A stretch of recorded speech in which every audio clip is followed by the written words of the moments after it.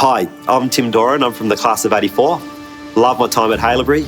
I now work for the CSIRO, where I'm a group leader within the Health and Biosecurity business unit.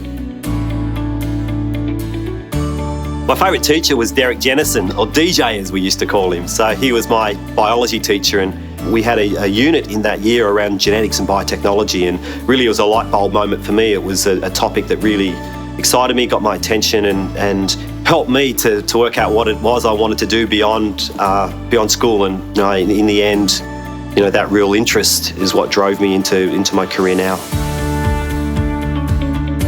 I joined CSIRO as a PhD student, so once I'd finished my undergraduate degree at Monash Uni, I then did a PhD degree. And once I finished my PhD, I then travelled to the UK and did what's called a postdoctorate fellowship.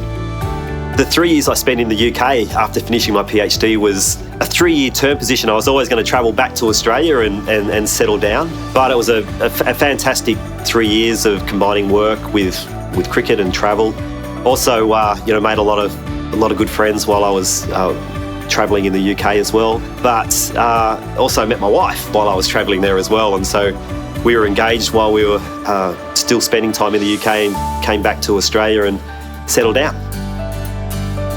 One of the big inventions that CSIRO's been created, but it's not very well known, is Wi-Fi. It's harder to think of an invention that has had such a huge impact globally, over recent years. And here it is, invented by our own Australian research agency, CSIRO. Well, I've concentrated in the area of animal health, really doing science to help our primary industry around animal agriculture, which is a huge industry within this country historically and also in the future as well.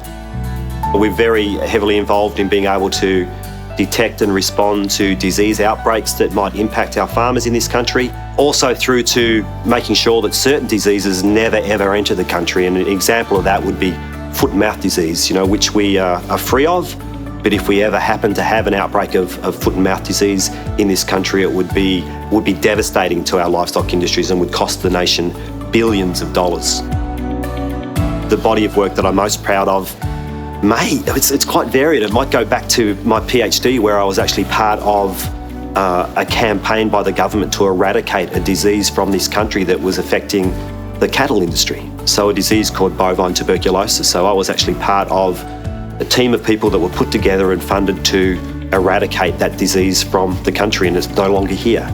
So, right back at the start is something that I have very strong memories for. But right now, I'm involved in some work to develop and improve flu vaccine production, and I'm hoping that in the near future, the impact that it will have in terms of being able to make flu vaccines more readily available and cheaper will be something that I'm proud of as well.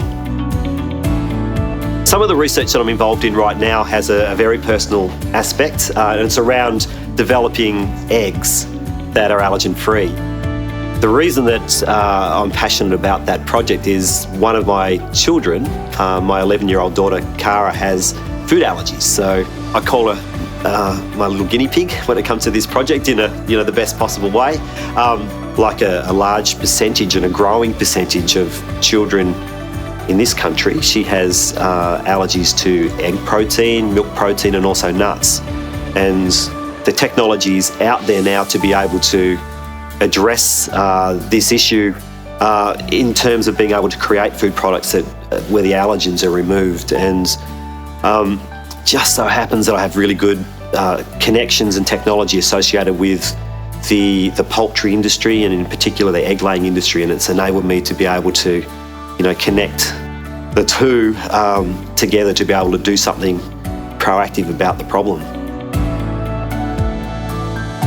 So when we make breakthroughs, it's extremely exciting. I mean, it's really why, in some ways, why we do science. It's that classic eureka moment that I think everyone understands quite well. There's a lot of trial and error. And quite often, some of the big discoveries that we make come out of the blue. They don't come from, the direction that we might be heading. They come from another direction. The classic example is the discovery of penicillin.